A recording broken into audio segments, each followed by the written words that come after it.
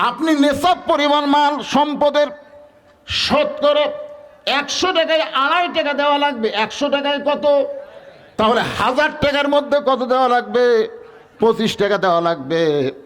আর 1 লাখ টাকা, 1 লাখ টাকার মধ্যে 2,500 টাকা দেওয়া লাগবে। এরকম হিসাব করে জাকাত দেওয়ার দরকার আছে না নাই? হিসাবে জাকাত দেওয়ার একটা ছোট্ট কাহিনী আপনাদের শোনাই। একদিন এক গরিব সাহাবী নবীর কাছে এসে কাঁদতেছে, ইয়া রাসূলুল্লাহ, হুজুর ক্ষুধার জ্বালায় বড় কষ্টে আছি, যদি পারেন আল্লাহর রাস্তায় আমাকে একটু সাহায্য করেন। সঙ্গে সঙ্গে নবী এইভাবে জুব্বাখানা উঠাইলেন। নবী যেই জুব্বা তুলেছে সাহাবী তাকায় দেখে নবী ক্ষুধার জ্বালায় পেটে পাথর বান্ধা বসে আছে। সাহাবীর চোখ দিয়ে দর দর করে পানি পড়তেছে। আল্লাহ রাসূল বলে, সাহাবী কান্দো কেন? বলে, ইয়া রাসূলুল্লাহ, আমি ক্ষুধার্ত হয়েছি, কিন্তু এত বেশি ক্ষুধার্ত না। আপনি পেটে পাথর বান্ধে বসে আছেন, আপনি আমার চাইতেও বেশি ক্ষুধার্ত হুজুর। আপনার কাছে আমি চাইয়া বড় ভুল করেছি। আল্লাহ রাসূল মুস্কি হাসি দিলেন, জোরে কারণ সুবহানাল্লাহ। মুস্কি হাসি দিয়ে বললেন, আমি তোমাকে দিবার পারবো না, এটা ঠিক আছে, কিন্তু আম্মা সাইলা ফালা তানহার। আল্লাহ কোরআন কারিমের মধ্যে বলেছে সাইলকারীকে খারি খারি ফেরত দেওয়া যায় না। গরিব সাহেব বলে, ইয়া রাসূলুল্লাহ, সাইলকারীকে যদি খালি খালি ফেরত দেওয়া না যায় তাহলে আপনি আমারে কি দিবেন? আপনি নিজেই তো পেটে পাথর বাঁধতে আছেন। এমন সময় আল্লাহ নবী বললেন, আলী। যেই ডাক দিলেন আলী, সঙ্গে সঙ্গে হযরত আলী এসে বলে, লব্বাইক ইয়া রাসূলুল্লাহ। হুজুর আমারে ডাকলেন কেন? বলে, ডাকার কারণ হলো এই লোকটা আমার কাছে সহযোগিতা চায়, কিন্তু আমার তো দেওয়ার মতন কিছু নাই। আলী রে, তুমি একটা চিঠি লেখো ওসমানের কাছে, আর চিঠির মধ্যে অঙ্ক বসায় দাও 2000 দিরহাম। 2000 টাকার একটা অঙ্ক বসায় দিয়ে চিঠির নিচে আমি নবীর নামটা লিখে দিও। সুবহানাল্লাহ কন্যা কেন? আমি নবী লিখতে পারি না, এই কারণে তোমাকে লেখার অনুমতি দিলাম। চিঠির মধ্যে 2000 টাকার অঙ্ক বসায় দিয়া চিঠির নিচে আমার নামটা লিখে দাও। নবীর কথা মতো হযরত আলী চিঠি লিখে ওই গরিব সাহাবীর হাতে দিয়ে বললেন, ভাই আপনার আর কোনো টেনশন নাই, কারণ এমন লোকের কাছে নবী আপনাকে পাঠাইতেছেন, সে বড় দিয়া দিয়া দিয়া বড় খুশি হয়ে যায়। ধরে খান সুবহানাল্লাহ। ওই চিঠিখানা নিয়ে গরিব সাহাবী ওসমান গনির দরবারে গিয়ে দেখে ওসমান গনি ক্যাশিয়ারের সঙ্গে ঝগড়া করতেছে। ওসমান গনির সম্পদের যে হিসাব করে তাকে আপনারা কি বলেন? ক্যাশিয়ার। ওই ক্যাশিয়ারের সঙ্গে ঝগড়া করতেছে, খালি বারবার বলতেছে, ক্যাশিয়ার এই 4 আনা গেল কোথায়? এই 4 আনার হিসাব না দিলে তোমার কিন্তু আজকে ছুটি নাই। ওসমান গনি কিছুক্ষণ পরে বলতে, 4 আনা বের করো, হিসাব টেনে টেনে 4 আনা হিসাব দাও। গরিব সাহাবী চিন্তা করে, চিঠির মধ্যে 2000 টাকার অঙ্ক বসায় দিছে। যে মানুষের কাছে চিঠি দেওয়ার কথা রাসূল বলেছেন, আর সেই মানুষ 4 আনার জন্য ক্যাশিয়ারকে ছাড়ে না। এই মানুষের মতন হাড় কিপটা মানুষ তো এই দুনিয়াতে নাই। ও আমারে কি দিবে?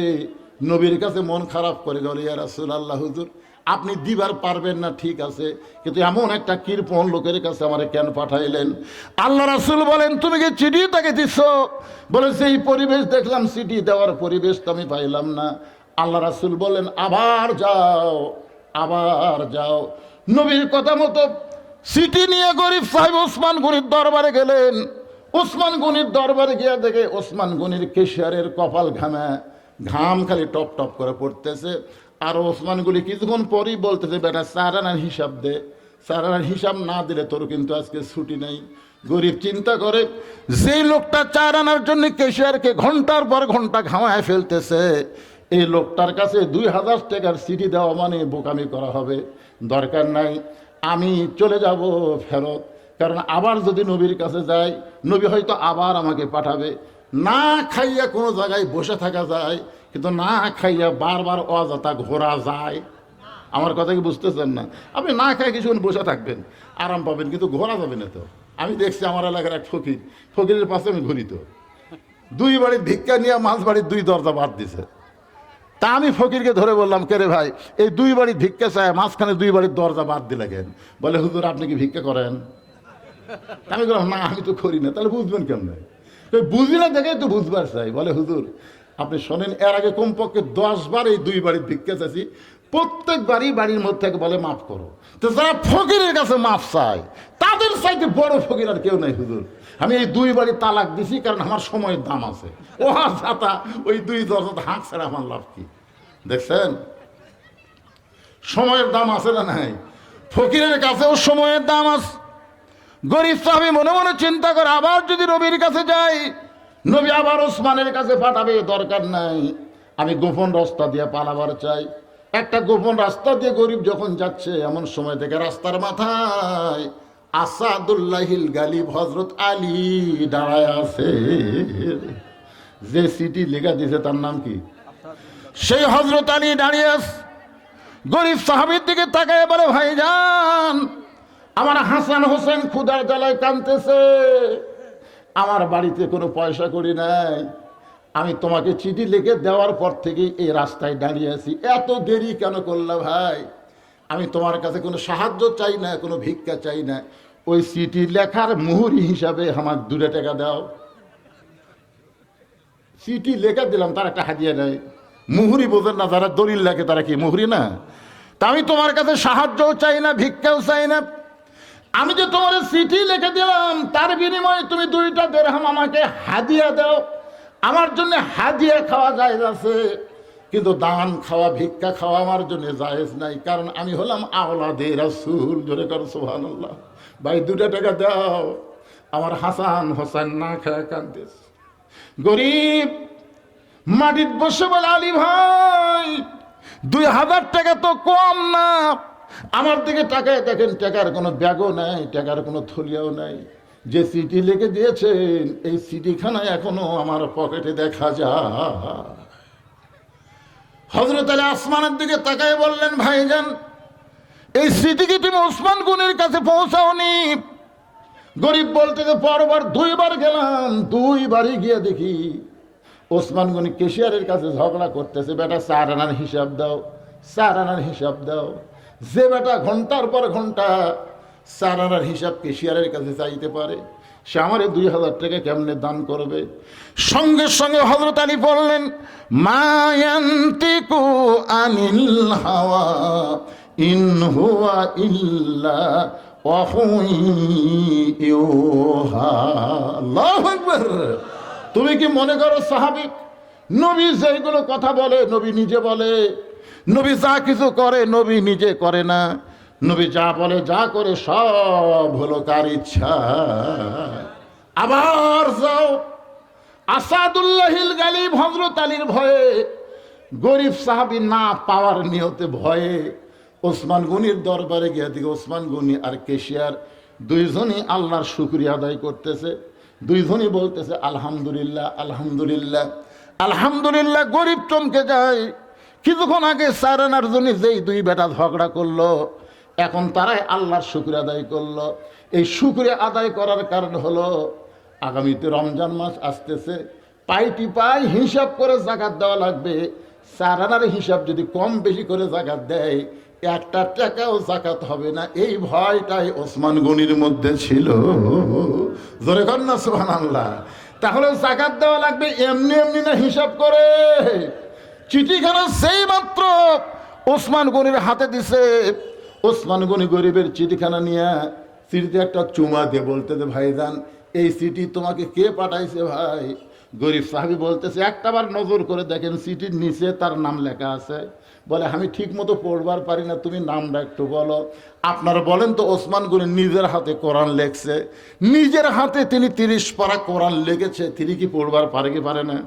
কিন্তু তারপরে গরিবের কাছে মূর্খ সাইদা বলতেছে, ভাইজান, কে চিঠিখানা পাঠাইছে নামটা বলো। গরিব বলতেছে, আল্লাহর নবী এই চিঠি পাঠাইছে। সঙ্গে সঙ্গে ওসমান গনি চিঠিতে একটা চুমা দিয়ে বললেন, ভাইজান, ভালো করে বলো তো, আমি কানে একটু কম শুনবার পাই, এই চিঠি কে পাঠাইছে ভাই? গরিব বলতেছে, আল্লাহর নবী এই চিঠি পাঠাইছে। ওসমান গনি বলতে চিঠিতে চুমু দিয়ে বলে, ভাইজান, আর একবার একটু ভালো করে বলো, আমার এই কানে ঠিক মতো শুনবার পাই না, এই কানের দিকে একবার একটা এসে বলো। গরিব চিল্লায় বলে, আল্লাহর নবী এই চিঠি পাঠাইছে। ওসমান গনি চিঠিতে চুমু দিয়ে বলতেছে, ভাইজান, এই চিঠি কে পাঠাইছে ভাই?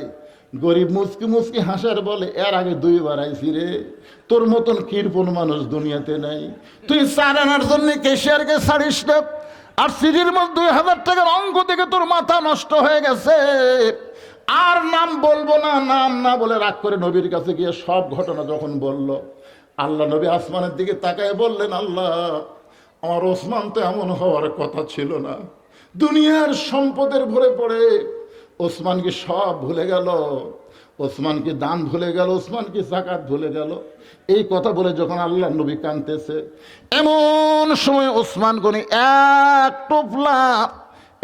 টোপলা টাকা মাথায় নিয়ে নবীর দরজায় হাজির হয়ে গেছে। আল্লাহ রাসূল বলে, ওসমান, তোমার এই ভাইকে আমি 2000 টাকা দান করার কথা বলেছিলাম, কিন্তু 2000 টাকা দান না করে তুমি এক টোপলা টাকা নিয়ে কেন হাজির হয়েছো? ওসমান গনি বলে, রাসূলুল্লাহ, যখন আমার ভাইটা আমাকে চিঠিখানা দিল, আমি তখনই নিয়ত করেছি আমি 2000 টাকা তাকে দিয়ে দেব। আর মনে মনে নিয়ত করেছি, যতবার আপনার পবিত্র নাম আমার কাছে উচ্চারণ করবে, আমি আপনাকে আমার জীবনের চাইতে বেশি ভালোবাসি। কেউ যখন আপনার নাম আমার সামনে কয়, আমি তখন দরুদ শরীফ পড়ে অন্তরটা শীতল হয়ে যায়। তাই নিয়ত করেছিলাম, যতবার আপনার নাম বলবে প্রত্যেকবার 2000 করে টাকা বাড়ায় দিব। এ পর্যন্ত আমার ভাই 3 বার আপনার পবিত্র নাম বলেছে, 6000। আর সিটির কারণে 2000, এই 8000 টাকার বস্তা আপনার কাছে এনে দিলাম, আপনি নিজের হাতে আমার ভাইকে দিয়ে দেন। গরিব বলতেছে, তাহলে কি দেখছি 2 বার? নবী বলেছে, তুমি কি দেখছো বাবা? বলে, 4 আনার জন্য কেশিয়ারক ছাড়ে না, কেশরের কপাল ঘাম টপ টপ করে পড়তেছে, এরপরেও 4 আনার হিসাব ছাড়েন। ওসমান গনি বলে, রাসূলুল্লাহ, রমজান মাসে যাকাত দিলে সওয়াব বেশি হয়, এই জন্য প্রতি রমজান মাসের 1 তারিখ আমি নির্দিষ্টভাবে যাকাত দেই। আর এই যাকাতের সম্পদ হিসাব করার সময় 4 আনার হিসাব মিলতেছিল না, এই জন্য পাই টু পাই হিসাব করে আমি আল্লাহর হুকুম মোতাবেক যাকাত দেই। এখন আপনারা বলেন, যাকাত আমরা কাকে খুশি করার জন্য দেই? কথা কয় না। কিন্তু বর্তমান বাংলাদেশে কোরআনের সমাজ এবং রাষ্ট্র না থাকার কারণে আমরা যাকাত দিচ্ছি আল্লাহ খুশি করার জন্যে না মানুষকে দেখানোর জন্যে? আল্লাহ খুশি করার জন্য যারা যাকাত দিচ্ছে, এরা আবার হিসাব করে দিচ্ছে না, ইচ্ছা মতো দিচ্ছে। আমার কি ওসমান গনি যে জান্নাতের 3 নম্বর সুসংবাদ প্রাপ্ত সাহাবী, তিনি যদি মাল হিসাব করে দেয়, তাহলে আমরা কি হছি? অনেকে আবার কয়, হুজুর টাকা তো আমার কাছে এখন 10 লাখ আছে হুজুর, কিন্তু এই টাকা তো সারা বছর থাকে না, রমজান মাসে আছে, তা আমি কেমনে যাকাত দেবো? আপনাকে কথা মতো নাকি টাকা 1 বছর বসে থাকা দেখবি, সেই টাকার নাকি যাকাত দিলাম? তো কে কথা পাগলা, যে সময় তুমি যাকাত দিবে ওই সময় তোমার সব কিছু বাদ দিয়ে হাতে যেগুলো থাকবে সেখান থেকে শতকরা 2.5 টাকা হিসাব করে তোমাকে যাকাত দেওয়া লাগবে। এই হুকুম কার? কথা কয় না, এই হুকুম কার? আমাদের অনেকের উপরে যাকাত ফরজ হয়েছে, অনেকের উপরে। কিন্তু যাকাত নিয়ে আমরা তেমন কোনো টেনশন করি না। একটু খেয়াল করেন, যাকাত মানুষ কি জন্যে? আল্লাহর হুকুম মানেও দেয়, আবার বর্তমানে বাংলাদেশে মানুষ যাকাত বেশিরভাগ মানুষকে দেখানোর জন্য দেয়। গরিবেরা আসতেছে যাকাত দিবার, বলে এখন দেব না। যেই গরিব আসছে ধনীর বাড়ি, ভাই আপনি ধনী মানুষ, যাকাতের টাকা এখন আমি 21শে রমজান দেবো, 21শে রমজান। আপনারা বলেন তো 21শে রমজান পর্যন্ত আর বাঁচার গ্যারান্টি আছে? তো রমজান মাসের যে কোনো সময় যাকাত দিলেই তো আপনি অন্য মাসের চাইতে সওয়াব বেশি পাবেন না? কথা কোন, বেশি পাবেন কি পাবেন না? যে কোনো আমল করলে কমপক্ষে 70 গুণ সওয়াব, নফল করলে ফরজের সওয়াব। তো তাহলে ফরজ করলে 70টা ফরজের সওয়াব। যাকাত যদি আপনার উপর ফরজ হয়, তা রমজান মাসে আদায় করলে যে কোনো তারিখ দিলে হবে, 21শে তারিখ দেওয়া লাগবে কেন? এখন 21 তারিখ সবাক কছে, এখন 21 তারিখ লাতিক কছে, মোবাইলের ক্যামেরা তোর কিরকম? ক্যামেরা তো ভালোই আছে, ঠিক আছে ভিডিও করব। ওই যাকাত দিচ্ছে, যাকাতের শাড়ি দিচ্ছে, যাকাতের শাড়ি দেওয়া, যাকাতের লুঙ্গি দেওয়া সম্পূর্ণ না যায়। যার যেইটা প্রয়োজন তাকে সেটাই দেওয়া লাগবে। আর চাউলের প্রয়োজন, আর তেলের প্রয়োজন, শাড়ি দিয়ে কি করবেন? আর যে দোকানে লেখা থাকবে যাকাতের শাড়ি পাওয়া যায়, ওই দোকানত কিনাই জায়েজ নাই, কিনাই জায়েজ নাই। যাকাত কিনে, যাকাতের শাড়ি কি? যেমন তেমন রং সং দিয়ে একটা শাড়ি দিছে, 2 বার ধসে 3 বার যা দেখে তেনা হয়ে গেছে। এমন লুঙ্গি দিছে যে লুঙ্গি তলে ল্যাঙ্গুটি পর্যন্ত দেখা যায়। কথা কর না কেন? এলা কি দেওয়া? এলা আল্লাহর সাথে পরিহাস করা। তার মানে বোঝা গেল মানুষ যাকাত আল্লাহর জন্য দেয়, মানুষকে দেখানোর জন্য যাকাত দেয়। কিন্তু এখন যেটা আসতে সামর্থ্যবানের জন্য হজ করা, এই হজটা মানুষ কার জন্যে করে? আবার মানুষকে দেখানোর জন্য কিন্তু হজ করে। হজ করে আসার পরে গল্প করে, করে কি করে না? দেখবেন ওয়াজের মাঠে ওটা অনেক বক্তা এবার যে হজ করছে কেউ জানে না, কিন্তু বক্তা বলতে যে ভাই ছাপা মারোয়াত গেলাম, হায় রে, তারপরে শয়তানকে পাথর মারলাম, হীরা গুহা তুটলাম, নানা রকম গল্প করতেছে। দুনিয়ার কেউ জানে না, কিন্তু গল্পের মাধ্যমে সবাইকে জানাইতেছে। কেউ যদি নামের আগে আলহাজ না লাগে মনটা খারাপ লাগে। তার মানে বোঝা গেল হজ মানুষ আল্লাহর জন্যও করে, আবার মানুষকে দেখানোর জন্যও করে।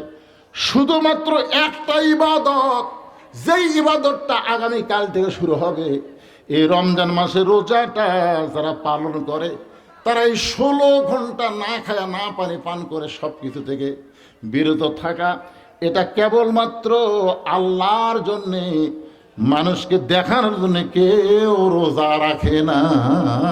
সোনালা বলেন না কেন? এই জন্য আল্লাহ রাসূল বলেছেন as-sawmu li wa ana ujuza bihi, অন্য জায়গায় আছে আজিজি বিহি। একটু মনোযোগ দিয়ে শোনেন, আল্লাহ বলতেছেন রোজা আমার জন্যে। রোজা কার জন্যে? আর এর পুরস্কার আমি আল্লাহ নিজের হাতে দিয়ে দিব। এই রোজাদারের পুরস্কার আমি আল্লাহ নিজের হাতে দিয়ে দিব।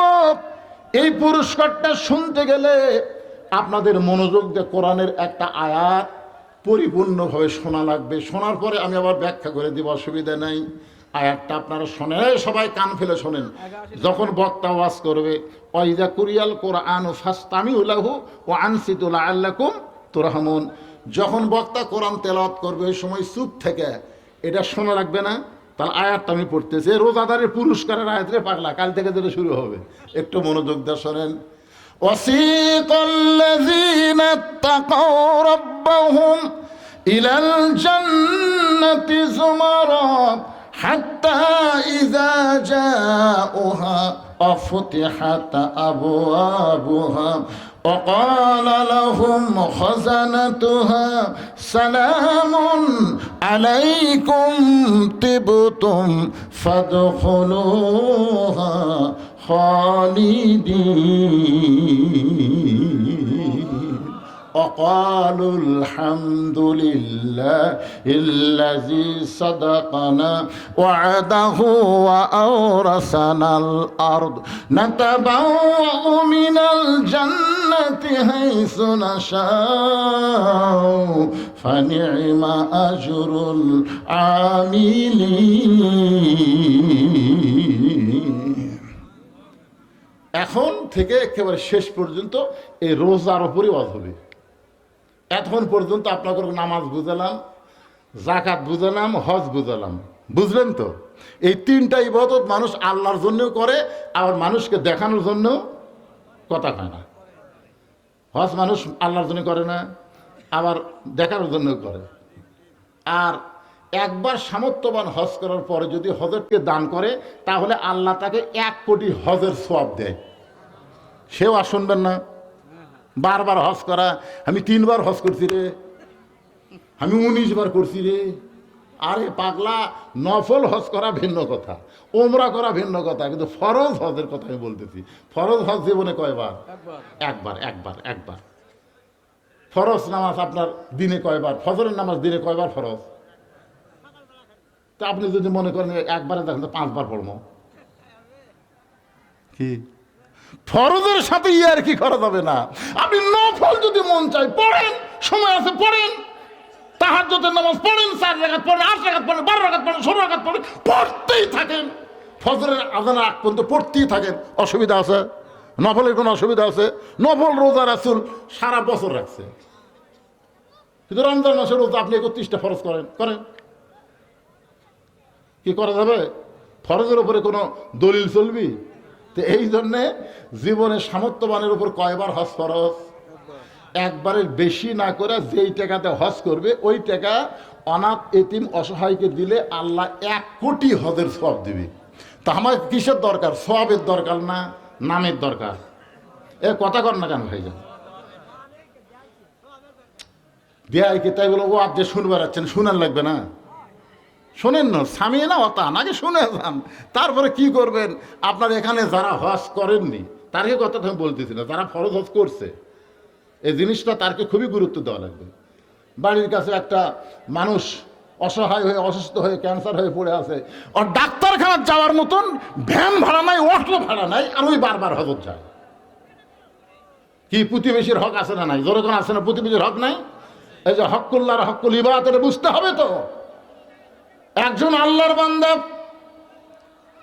রবি ইবনে সুলাইমান, ওরা 10 জন বন্ধু মিলে হজে যাবে, 10 জন বন্ধু মিলে হজে যাবে।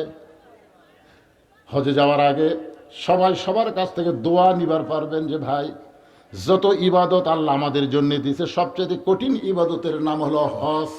সবচেয়ে কঠিন ইবাদতের নাম কি? এটা কি জন্য কঠিন শোনেন, আপনি না টাকার জন্য না। একটা লোকের অনেক টাকা আছে কিন্তু শরীর অসুস্থ, শরীর অসুস্থ, ওই কিন্তু টাকার জাকাত দিলেই ওর জাকাত আদায় করে দেবে। অসুস্থ শরীর নিয়েও জাকাতের ফরজ আদায় করা যায়। যদি আপনার শরীর সুস্থ থাকে, টাকা না থাকে, আপনি নামাজ পড়ে পারবেন, তাহলে একটা থাকলে নামাজ পড়ে পারবেন। কি শরীর সুস্থ আছে নামাজ? একটা লোকের শরীর সুস্থ আছে রোজা রাখতে পারবে টাকা না থাকলেও। কিন্তু একটা লোকের টাকাও নাই শরীরও নাই, কিংবা টাকা আছে শরীর নাই, তাহলে হজ করবার গেলে দুটাই ঠিক থাকা লাগবে, শরীরও ভালো থাকা লাগবে, টাকাও থাকা লাগবে। আর হজের ঠেলা আছে না নাই? আছে না নাই? এই জন্য সবার কাছ থেকে দোয়া চাবেন। যারা জীবনে প্রথম হজ করবার যাবেন ভালো ভালো মানুষের কাছে দোয়া চাবেন, মজলিস করে খিলানোর কথা নেই, দোয়া চাবেন। তো রবি ইবনে সুলাইমান আল্লাহর বান্দা, ওরা 10 জন মিলে হজে যাবে। হজের জন্য দোয়া চাইতে গিয়ে অনেক দূরে, তখন যানবাহন এমন তেমন ছিল না, ওই দোয়া চাইয়া ফিরতে ফিরতে বাড়ির দিকে গভীর রাত হয়ে গেছে। হঠাৎ রবি ইবনে সুলাইমান দেখতে পায় রাস্তার পাশে কে যেন কি করতেছে। একটু নিকটে গিয়ে দেখে একটা মহিলা একটা মরা গাদার গা থেকে গোস্ত কাটা কাটা কাপড়ে টোপলা বানতেছে। রবি ইবনে সুলাইমান চমকে গেল, গাধা খাওয়া হারাম আর মরা গাধা খাওয়া তো ডবল হারাম। আপনারা বলেন তো গাধা খাওয়া কি? আর আমাদের বাংলাদেশে ধামুরহাটে 2-3 দিন আগে কুত্তা জব করে, দেখছেন দেখছেন, গোটা ফেসবুকে ভাইরাল হয়ে গেছে। কুত্তা জব করে, সেই কুত্তা সিলিছে পারে, ধরা পড়ার পরে বলতেছে আমরা বহুদিন হলে কুত্তা জব করে খাসি হিসাবে খিলাই।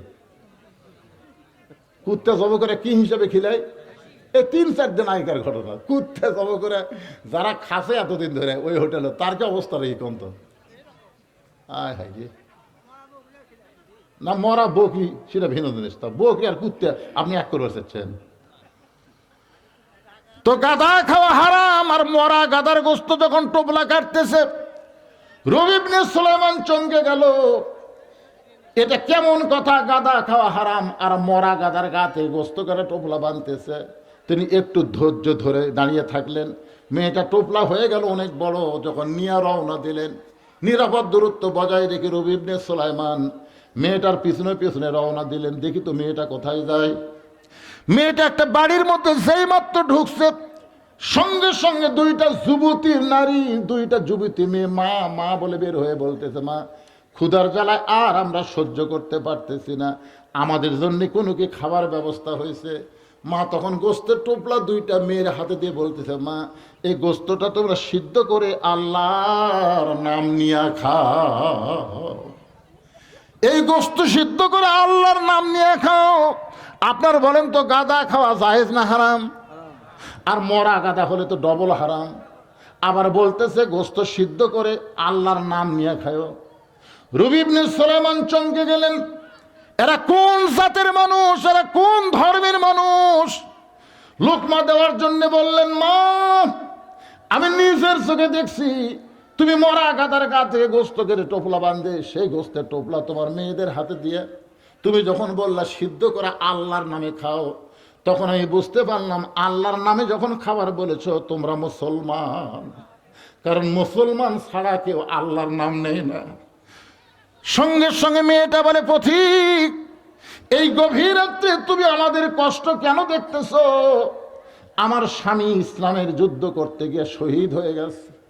আমার স্বামী শহীদ হওয়ার পর থেকে আমাদের যা কিছু সম্পদ ছিল আমাদের বাড়িতে 3টা নারী ছাড়া, আমি মা আর আমার 2টা মেয়ে ছাড়া আমাদের বাড়িতে কোনো পুরুষ নাই। আমাদের যা খাবার ছিল সব খাবার আজকে 2 দিন আগে শেষ হয়ে গেছে। আমি দিনের বেলায় নারী কেমনে যাই? কারণ মেয়েরা সবচাইতে গুরুত্ব দেয় পর্দাকে। মেয়েদের সবচাইতে গুরুত্বপূর্ণ ইবাদতের নাম কি? আরো জোরে বলেন, নাম কি? আমার যে মায়েরা পর্দার অন্তরালে বসে শুনতেছেন, মা শোনেন, মেয়েদের নামাজের চাইতেও, রোজার চাইতেও, হজের চাইতেও, যাকাতের চাইতেও মেয়েদের সবচাইতে গুরুত্বপূর্ণ ইবাদতের নাম হলো পর্দা। আল্লাহ রাসূল মেয়েদের ব্যাপারে 2টার কথা বলেন নাই। নবী শুধু বলেছেন, মা ঈমান গ্রহণ করার পরে ফাতেমাকে তুমি শুধু 5 ওয়াক্ত নামাজ পড়বা, তুমি তোমার স্বামীর খেদমত করবা, তুমি রমজান মাসে রোজা রাখবা, আর সতীত্বের হেফাজত পর্দাটা করবা। এই 4টা আমল যদি তুমি করতে পারো ফাতেমা, আমি রাসূল বলতেছি জান্নাতের 8টা দরজা খুলে দিবে। যে কোনো দরজা দিয়ে তুমি ইচ্ছা মতো জান্নাতে প্রবেশ করতে পারবে। সুবহানাল্লাহ বলেন। সঙ্গে সঙ্গে ফাতেমা বললেন, বাবা আজ থেকে এই 4টা আমল আমি শুরু করে দিলাম।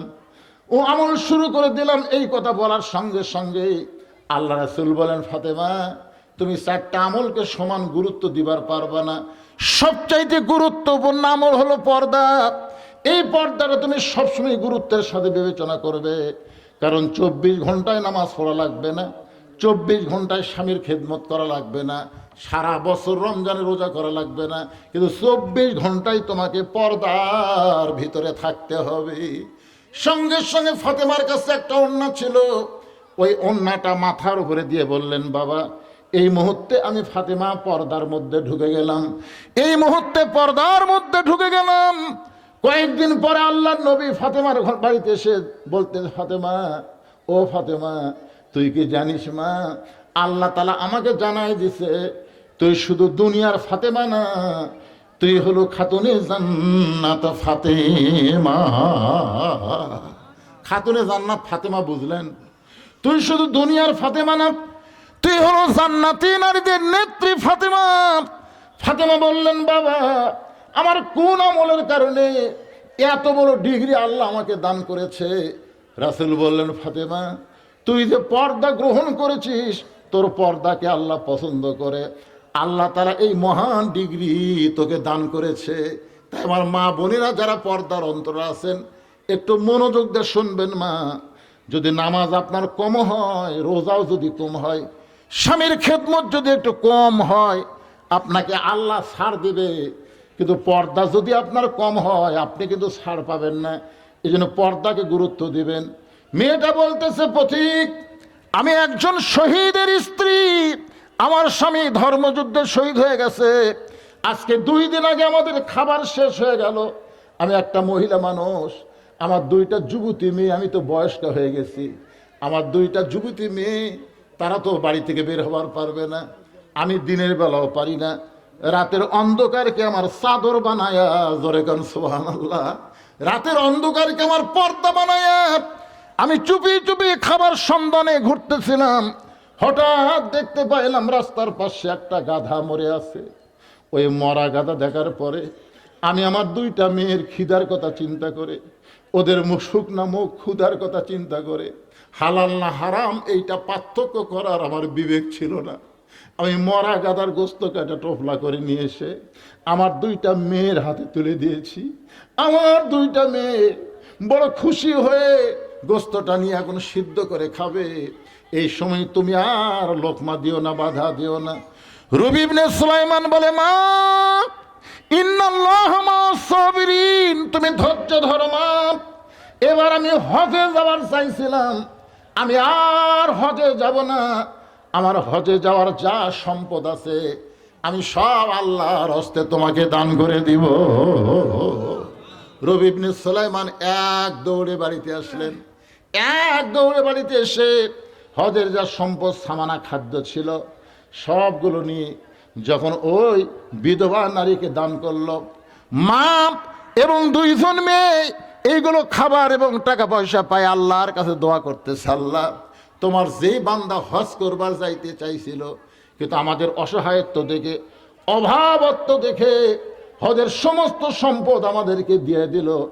আমরা মা আর মেয়েরা মিলে দোয়া করি, আল্লাহ তুমি মক্কা মদিনা এই মানুষটার বাড়িতে হাজির করে দিও। রবি ইবনে সুলাইমান বলে, মা উল্টা দোয়া কোনোদিন আল্লাহ কবুল করে না। মক্কা মদিনায় মানুষকে যাইতে হয়, মানুষের বাড়িতে কোনোদিন মক্কা মদিনা আসে না, মানুষকেই তো মক্কা মদিনায় যাওয়া লাগে। জোরে কোন কথা ঠিক কিনা?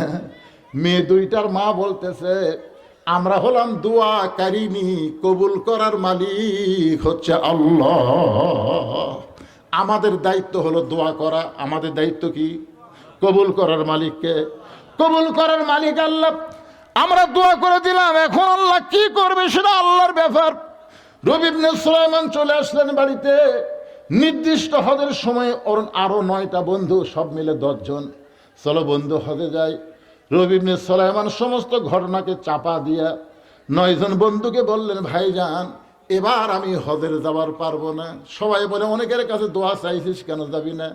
বলে, মহান একটা বড় বিপদের মধ্যে আছি ভাই, তোমরা যাও, আমি আর এবার যাবার পারবো না। ওরা 9টা বন্ধু হজ করতে গেল। হজের সমস্ত কাজকাম শেষ করে ওই 9টা বন্ধু নিজের বাড়িতে না গিয়া রবি ইবনে সুলাইমানের বাড়ির দরজায় চলে আসলেন। 9টা বন্ধু কিন্তু হজ করে নিজের বাড়িতে না গিয়া রবি ইবনে সুলাইমানের বাড়ির দরজাতে আসলেন। এই 9টা বন্ধুর মধ্যে এক বন্ধুর মাথা আবার একটা টোপলা নিয়ে সে দরজায় ডাক দিল, আসসালামু আলাইকুম ইয়া আহলাল বাইত। দরজায় সালাম দিলে, আসসালামু আলাইকুম ইয়া আহলাল বাইত। সঙ্গে সঙ্গে রবি ইবনে সুলাইমান পরিচিত কণ্ঠ বুঝে দরজা খুলে দেখে 9টা হাজি এক সঙ্গে দাঁড়িয়ে আছে। আহলান সাহলান মারহাবান। আল্লাহ রাসূল বলেছেন, তোমরা গরিব মানুষ, তোমরা জীবনে হজ করতে পারবা না, এরকম যদি তোমাদের মনে হয়, তাহলে তোমাদের এলাকায় কোনো ব্যক্তি যদি হজ করে তোমাদের গ্রামে ফেরত আসে, তোমরা তাকে সাদর সম্ভাষণ জানায়া তাকে একটা নজর মহব্বতে তার চোখের দিকে যদি তাকাবার পারো, ও চোখ দিয়ে কাবা মদিনা দেখে যে সওয়াব পাইছে, তেমন সওয়াব আল্লাহ তোমাদেরকে দান করে দিবে। সুবহানাল্লাহ কন না কেন? তাহলে হাজির সাথে মহব্বত রাখা ভালো না শত্রুতা করা ভালো? তা আবাদ পুকুর কি করে? হাজিরাই হলো পাজিরে, হাজিরাই পাজি। রাসূল বলেছেন যে তার চেহারার দিকে মহব্বত করে তাকালে, যেই চোখ দিয়ে কাবা দেখেছে, মদিনা দেখেছে, ওর চোখের দিকে তাকালে সেই সওয়াব আল্লাহ তোমাকে দান করে দিবে। সুবহানাল্লাহ। হাজী সাহেবের সঙ্গে আত্মীয়তা করা, বন্ধুত্ব করা, মহব্বত করা কত ভালো, কিন্তু আমরা গল্পে গল্পে বলে হাজি মানি পাজি, পাজি তো কবি। পাজি তো কবি। 11 সালে প্রথম যখন হজ করবার গেলাম, ওই সময় দেখে এক লোক ওই শয়তান পাথর মারার সময়, বুঝছেন, এক পায়ের ওপর ভর দেখেনি, হিং হিং করে মারতে, মানে মুখের শব্দ হচ্ছে। পাথর কাক মারে? যারা হজ করে তারা জানে, একটা পিলার থাকে, ওই পিলারও তো পাথর মারা লাগে আস্তে আস্তে। ওই খালি পায়ের ওপর ভর হি হি করে মারতেছে। আমি বললাম, কে ভাই এত জোশ করে পাথর মারতেছেন, কারণ কি? বলে, জোরে না মারলে শয়তানক লাগবি হুজুর। আমি করে পাগলা, এটি শয়তান কুটি যে, এটা শয়তান, এর একটা নিয়ম রে ভালো, একটা হুকুম, এই জায়গাত মারা লাগবে তাই আমরা মারি, নির্দিষ্ট জায়গাত মারা লাগবে তাই মারি। তুই এই ভয় মারতেছিস? আমার কোল যে শান্তি পাচ্ছে হুজুর। আমাকে হাত ধরে বললাম, কে ভাই আমি একটা কথা শুনলাম, সত্যি না মিথ্যা? বলে, কি? বলে, আপনি হজের আগে বলে, এখানে আসার আগে বলে রেজিস্ট্রি অফিসে গেছিলেন। তা আমাকে কয়, হুজুর আপনি কেমনে জানলেন? এটা শুনলাম ভাই, আমি এটাও শুনলাম আপনি রেজিস্ট্রি অফিসে যায় ছেলেকে 16 বিঘা জমি দিচ্ছেন আর মেয়েকে নাকি 1 বিঘা দিচ্ছেন, এটাও সত্য? এই কথা আপনি কিভাবে জানলেন?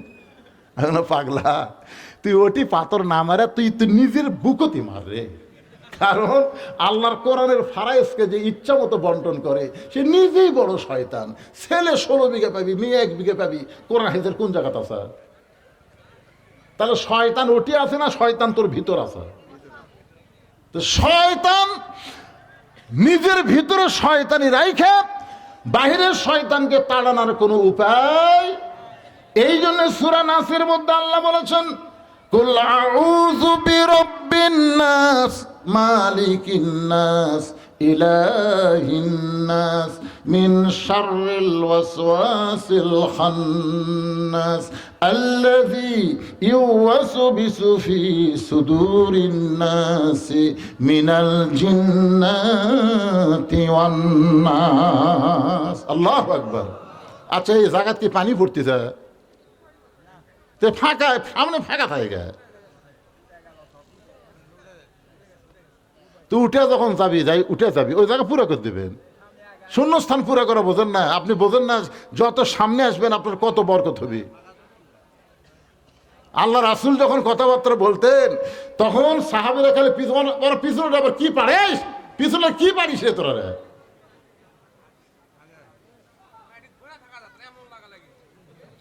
ও লাগিচ্ছে।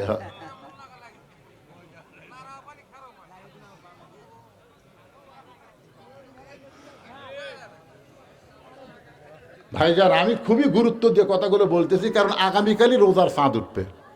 আজ কিন্তু 29-এ যাচ্ছে না, আজকে 30-এ যাচ্ছে। তার মানে আজকে সৌদি আরবে সেহরি খাওয়া শুরু হবে, কালকে আমাকে শুরু হবে। আমার কথা কি বুঝতেছেন? এই দিন অত্যন্ত গুরুত্বপূর্ণ। রোজাকে সামনে নিয়ে কথাটা বলতেছি। রোজা শুধুমাত্র কার জন্য করে না? আয়াত তেলাওয়াত করছি, আয়াত তেলাওয়াত করে আপনাদের সামনে আয়াতে যাব। তার আগে এই যে হজের এখন 9টা বন্ধু রবি ইবনে সুলাইমানের দরজায় 9টা হাজি একসাথে। সবার দিকে তাকায় যখন আহলান সাহলান মারহাবান বলতেছে, তখন টোফলাওয়ালার রাগ বেশি। এই মুনাফিকের বাচ্চাই, কিসের আহলান সাহলান? কি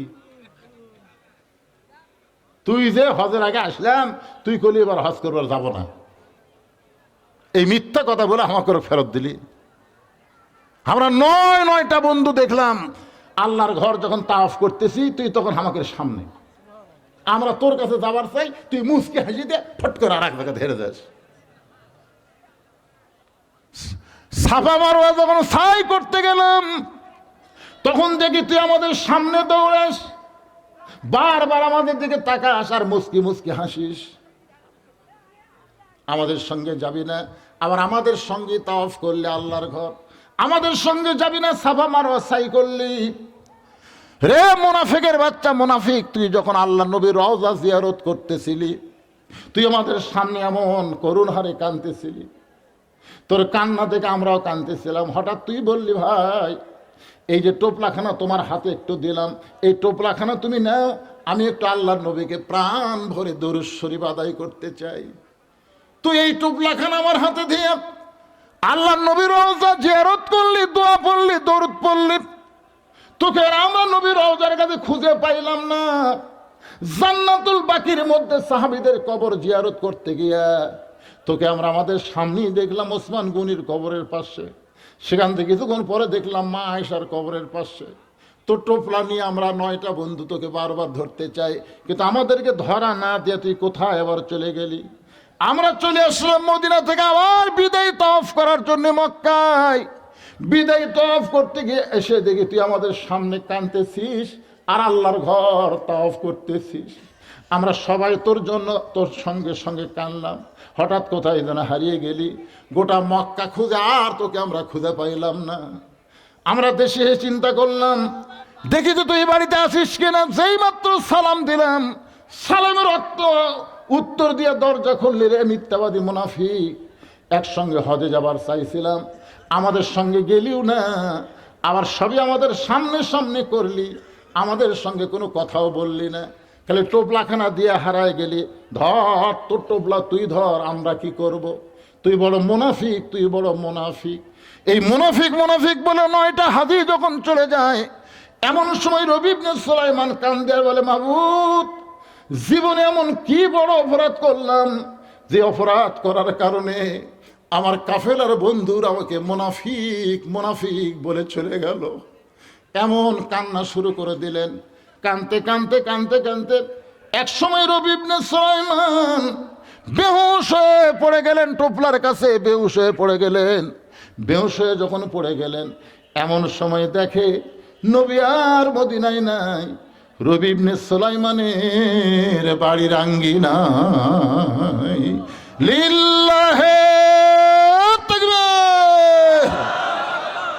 মনে বড় আশা ছিল আমি যাব মদিনায়।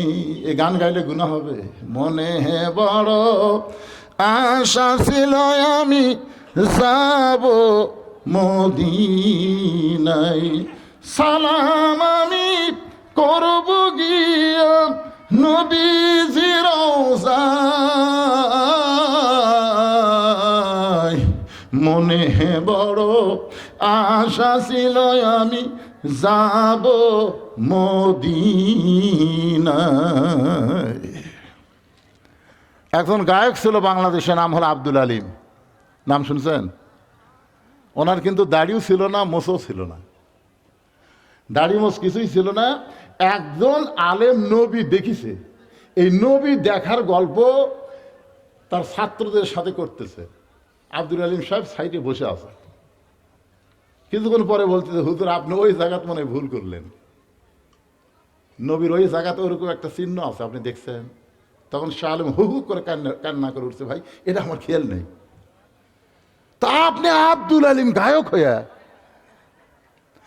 আরব সাগর পাড়ি দিব, নাই কয় আমার তরি, আমি পাখি নই যে উড়ে যাব, ডানাতে ভর করি, আমার সাদ আছে সম্বল নাই, আমার সাদ আছে সম্বল নাই, করি কি উপায়।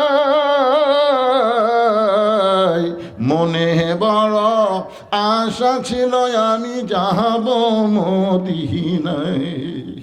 ওই মদিনার মানুষটাকে অন্তরের মধ্যে জায়গা দিয়ে দরুদের আমল বেশি বেশি করেন, নবীর সুন্নত আদর্শ পালন করেন। আপনি গরিব মানুষ, মদিনায় যাবার না পারলে কি হবে? আপনার কলিজার মহব্বতের কারণে আল্লাহ মদিনার নবীকে আপনার ভাঙ্গা বাড়িতে হাজির করে দিবে।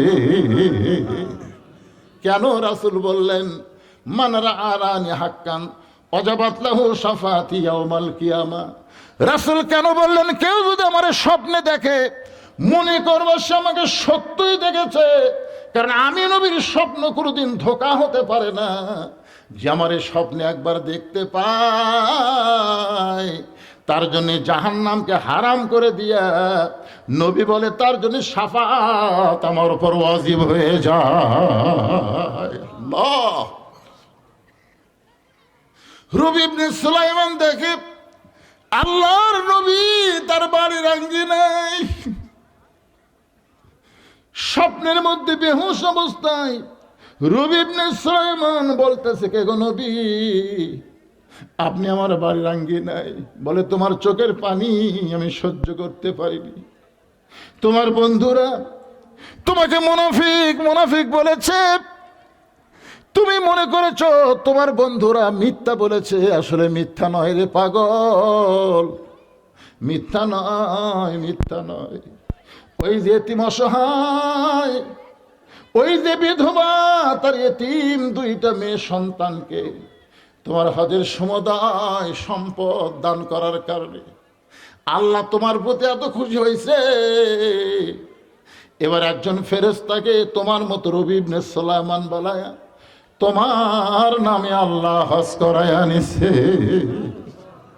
নবী বলে, রে রবি ইবনে সুলাইমান, ওই ফেরেশতা তোমার চেহারায় সাফা মারওয়া সাই করেছে, ওই ফেরেশতা তোমার চেহারায় আমি নবী রওজা পর্যন্ত জিয়ারত করেছি, ওই ফেরেশতা তোমার চেহারায় জান্নাতুল বাকির মধ্যে সাহাবীদের কবর জিয়ারত করেছে। রে রবি ইবনে সুলাইমান, তোমার বন্ধুরা মিথ্যা বলে নাই, ওই ফেরেশতা তোমার চেহারায় হজ করার কারণে আল্লাহ তাআলা এবার সবার হজে মাবরুর দান করেছে। রবি ইবনে সুলাইমান বলতেছে, ইয়া রাসূলুল্লাহ,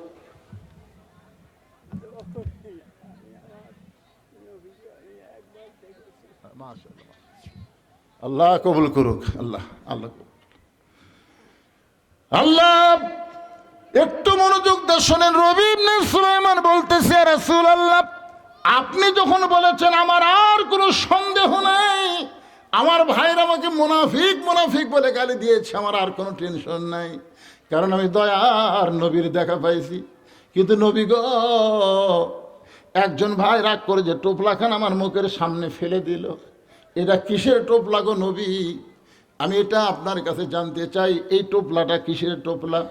সঙ্গে সঙ্গে আল্লাহ নবী কোরআন থেকে তেলাওয়াত করলেন, ওয়ামা তুনফিকু মিন শাইইন ফি সাবিলিল্লাহি ওয়াফা ইলাইকুম ওয়া আনতুম লা তুজলামুন। আল্লাহর কোরআনের তেলাওয়াত শুনলে ঈমান বাড়ে না কমে? এই টোপলার মধ্যে কি আছে? এটা কিসের টোপলা? এইটা আল্লাহ নবী কোরআনের আয়াত তেলাওয়াত করে শোনায় দিলেন। এখন চলে আসি আমরা যেইটা দিয়ে শুরু করেছিলাম, কুতিবা আলাইকুমুস সিয়াম কামা কুতিবা আলাল্লাযীনা মিন ক্বাবলিকুম লাআল্লাকুম তাত্তাকুন। আশা করা যায় তোমরা মুত্তাকি হবার পারবা। আপনি বলেন তো, রোজাদারের জন্য দুটা সুখবর আছে। এক নম্বর সুখবর কোন সময়? যখন আপনি ইফতার নিয়ে বসবেন, এটা একটা সুখবর। আর দুই নম্বর সুখবর হচ্ছে লেকায়ে রব্বিহি, আল্লাহর সঙ্গে দেখা। জোরে কর না সুবহানাল্লাহ। আল্লাহর সঙ্গে দেখা হবে, এই দুইটা সুখবর। কে রে সেরাই, এরাতে হিয়া মোটা দেখা যায়, রোজা থাকবে না মনে হয়। লজ্জা শরম কিছু নাই, অযথা ঘোরে। আয় দেখছেন, ঘরে থেকে বলতেছে লজ্জা শরম থাকবি কে রে পাগলা, তুই তো সিজার করা, তো লজ্জা শরম থাকবি? একটা অপরিচিত ডাক্তার তোর মায়ের পেট কাটিয়া তোকে বাইর করছে রে, তোর মায়েরই শরম নেই। আমি শুনছি যে মেয়ে মানুষের সিজার করে, সিজার কি মেয়ে ডাক্তার করে না মরদ ডাক্তার? তো বলতে তো দুই একটা শতকরা দুই একটা মেয়ে ডাক্তার করে, আর অধিকাংশ হলো মরদ ডাক্তার। তা আপনি কোন তো সোল থাকে কোন জায়গায়? গলাত সোল কি গলার থাকে না এটি থাকে? তাহলে এটি একটা মরদ মানুষ, একে ইঞ্জেকশন ফিঞ্জেকশন করে একেবারে কাটিয়ে বের করতেছে, মালটা কি হবি? ওই ভিতরে ঢুকবি? সিজার করাগুলো বেড়াই খালি থাক, সিজার করাগুলো থাক। মোবাইল ছাড়া ভাত খায় না, মোবাইল ছাড়া এর কান্না বন্ধ হয় না। হাই রে সিজার করা ছেলের অত্যাচার ভাই। এর আগে কতবার আসলাম আপনাকে পাড়া, ইনকে এরকম লোক ভালো আছে, কিন্তু বাইরে হয়েছে করতেছে, এই বাইরেকার গুলাকে এরা পারলো না রে। শোনেন, যার বাচ্চা যার ছেলে বাহিরে ঘোরাফেরা করতেছেন, আপনি বাবা হয়ে খুব তৃপ্তির ঢেকুর ফেলতেছেন, খালি মরিয়া দেখেন, ওই আপনার কবর সারিঙ্গা বাজাবি। ধরে এখন কি বাজাবে? খালি মরিয়া দেখেন। আপনার হয়তো বলবেন হুজুর মরিয়া কি আবার দেখা যায়? দেখা যায়, সে ওয়াজ আমার আছে, কিন্তু আজকে সেটা করবো না। একটু মনোযোগ দিয়ে শোনেন, পবিত্র রমজান আমাদের আসন্ন, রাতটা পড়ে গেলে আগামীকাল সন্ধ্যায় রোজার চাঁদ দেখব। সেই রোজা সিকাল্লাযীনা তাকাউ রাব্বাহুম ইলাল জান্নাতি যুমারা লাআল্লাকুম তাত্তাকুন। রোজা রাখলে তোমরা মুত্তাকি হবা।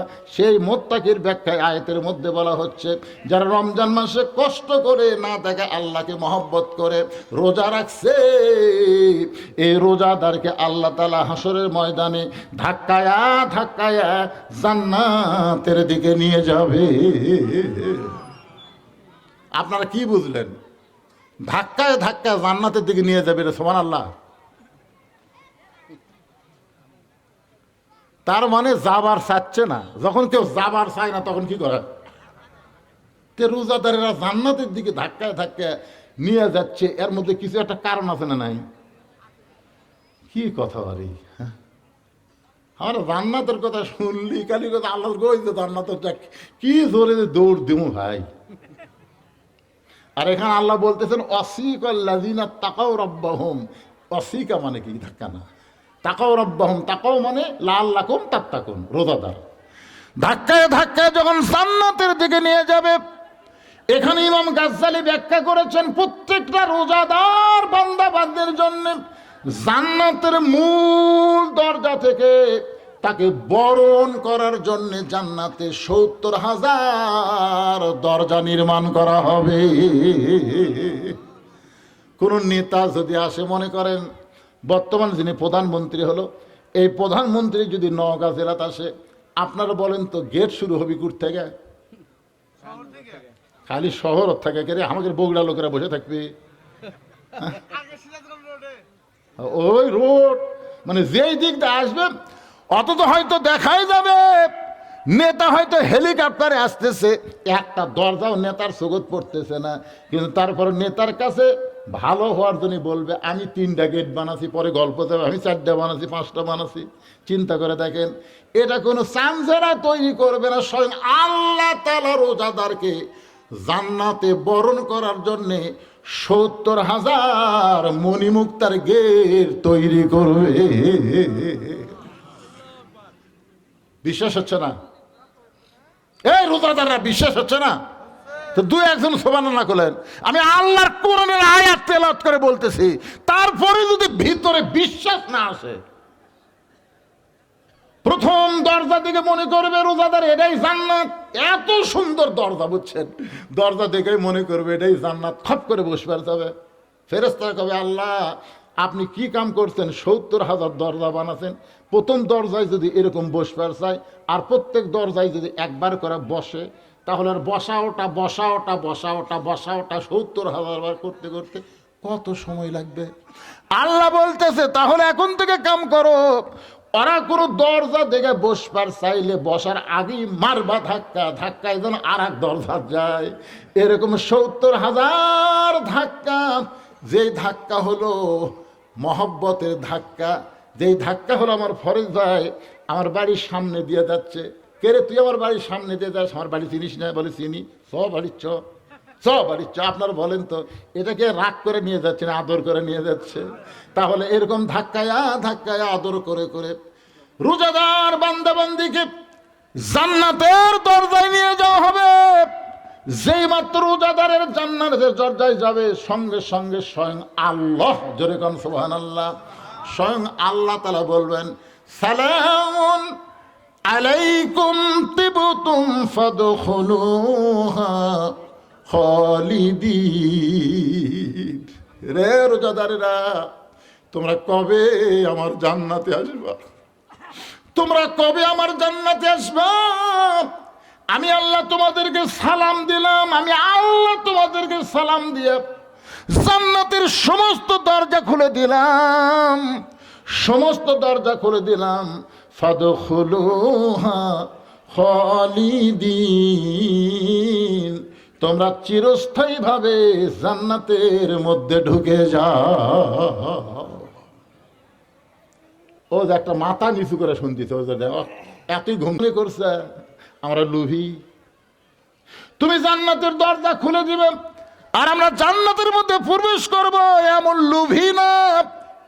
আমরা জান্নাতের লোভে রোজা রাখি নাই। তুমি তো দুনিয়াতেই বলেছিলে তুমি জান্নাত দিবা, তুমি জান্নাতের ওয়াদা তো দুনিয়াতেই আমাদের করেছিলে, তুমি যে আর একটা ওয়াদা করেছো সেটা তোমার মনে নাই? আল্লাহ কয় কি ওয়াদা রে? সে ওয়াদা মনে নাই। সেই ওয়াদাটা হলো তুমি রোজাদারের জন্য একটা আলাদা দরজা করবা, সেই দরজার নাম হলো রায়হান দরজা। যেই দরজা তুমি স্বয়ং আল্লাহ তাআলা দাঁড়িয়ে থাকবে, তোমার চেহারা না দেখে সারাদিন আমরা রোজা রেখেছি, কঠিন গরমের দিনে গোসল করতে গিয়ে জোহরের নামাজের আগে মাথার উপরে পানি ঢেলেছি, ওই পানি আমার নাকের ভিতর উপর দিয়ে মুখের মধ্যে ঢুকেছে, আমার কলিজা তৃষ্ণায় ছটফট করেছে, আমার মন বলেছে খারে এক ঢোক খা, কেউ দেখবে না, কিন্তু আমার ইমান বলতেছে যার জন্য রোজা রাখছি সে আল্লাহ দেখতেছে। ইফতার নিয়ে বসেছি মগবুত, বারবার ঘড়ি দেখেছি, বারবার মুয়াজ্জিনের আজানের দিকে তাকায় আছি, বারবার মুখের সামনে শরবত দেখেছি, পানি দেখেছি, খাবার দেখেছি, আমার মন বলতে খারে খা, কিন্তু আমার ঈমান বলেছে যে আল্লাহরে দেখি না, সে আল্লাহর জন্য আমি রোজা রেখেছি। একটা মানুষ সারাদিন মানুষকে দেখানোর জন্য রোজা রাখে না, মানুষকে দেখানোর জন্য রোজা রাখে না, মানুষকে দেখানোর জন্য মানুষ ইফতার পার্টি করতে পারে, কিন্তু মানুষকে দেখানোর জন্য 16 ঘন্টা মানুষ রোজা রাখে না।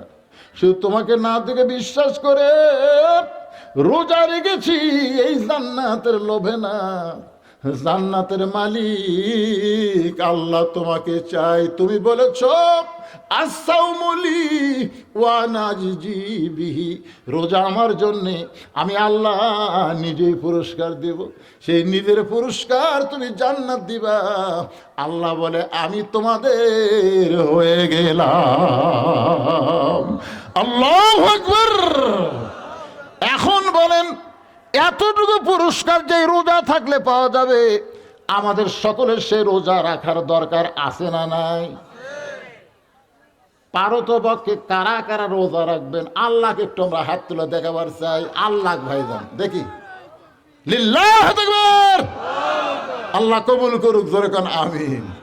এই কয়াপাড়া, পূর্ব কয়াপাড়ার মাহফিল এইবারই সার্থক হলো। একেবারে রোজার আগের দিন জাগা মতো কাম হয়ে গেল, নামাজও হবি, রোজাও হবি, মাশাল্লাহ। এখন টোপলার মধ্যে কি আছে এটা আমাকে শোনা লাগবে, মনে আছে না ভুলে গেছেন? রবীন্দ্র সুলাইমান বলতেছি ইয়া রাসূলুল্লাহ, টোপলা দিয়া যে চলে গেল, টোপলার মধ্যে আসলে আছে কি? আল্লাহ রাসূল পবিত্র কোরআন থেকে একটা আয়াত তেলাওয়াত করছেন, এই আয়াতের মধ্যে টোপলার খবর পাওয়া যাবে ইনশাল্লাহ। আমি টোপলার খবর দেওয়ার আগে আপনাকে একটু টোপলার খবর দেওয়া লাগবে, কারণ প্রত্যেক বছর এরা এখানে একটু মাহফিল করবে, বুঝলেন না? তো একা একা না করে সকলের সহযোগিতা মিলে সবাই একটু আল্লাহর হস্তে 1000, 2000, 5000 যিনি যা পারবে নগদ বাকি প্রতি বছর মাহফিলের জন্যে সর্বোত্তম 10,000 টাকা কে দান করবেন। নগদ যদি দিবার নাও পারেন বাকি এখানে কাগজে লিখে দেন।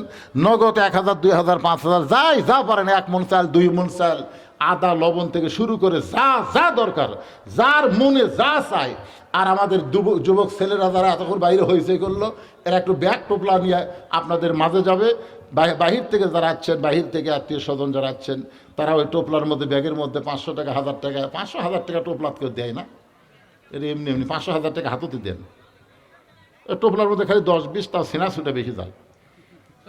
সর্বপ্রথম 10,000 টাকা দেওয়ার পার্টিকে একটাও দেখেছেন না? একটা বাড়ি দেখা লাগবে যে সভাপতি সাহেব দুনিয়ার থেকে চলে গেছে, তার জন্য আগামী বছর ইসরায়েলে সব মাহফিল করার জন্য আল্লাহ ফরজ করেছে। তবে কিছু ক্ষেত্রে রোজা না রাখলেও চলবে, সেটা অসুস্থ সফর অবস্থা এরকম কথা আছে, কিন্তু যেটা কম্পালসারি সেটা আমি আপনাদের আগে বলে ওয়াজ শুরু করতেছি। আর যে দুইটা আছে যাকাত আর হজ, এই দুইটা সবার জন্যে না, এই দুইটা সবার জন্যে নয়। কেবলমাত্র যারা সামর্থ্যবান, নেশাব পরিমাণ সম্পদ যাদের আছে তাদেরকে যাকাত দেওয়াই লাগবে। নামাজ যেমন আদায় করা লাগবে, যাকাত তেমন দেওয়াই লাগবে। আর নেশাব পরিমাণের উপরে যাকাত দেওয়ার মতো নেশাব পরিমাণের উপরেও যদি 4-5 গুণ টাকা থাকে, তাহলে তার উপর আল্লাহ তাআলা জীবনে একবার, জীবনে হজ কয়বার? হ্যাঁ, আপনারা জানেন না সামর্থ্যবানের জন্য জীবনে কয়বার হজ? এটা আপনারা জানেন না? বারবার না একবার? তো সবাই বলেন আরো জোরে। তো আল্লাহ বলে দিলেন সামর্থ্যবানের জন্য জীবনে একবার হজ করলেই হবে। আর কতগুলো সামর্থ্যবান জীবনে বারবার করতেছে, এর কি খবর কি?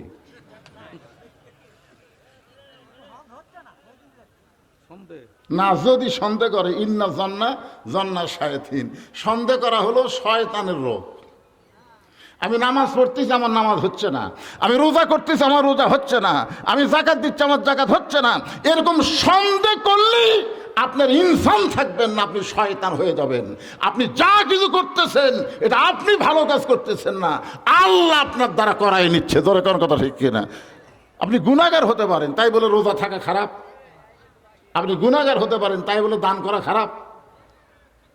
মাইনাস প্লাস মাইনাস আছে না নাই? জোরে কোন দুটা পল্লা যখন আছে, এবার তার পল্লা বুঝলেন না, মরার পরে পল্লা ঠিকই বুঝবেন, বুঝলেন? এখন পল্লা বোঝেন নেই, পল্লা একদিন ঠিকই বুঝবেন। ওয়াল ওয়াজনা বিল কিসত ওয়ালা তুখসিরুল মিজান,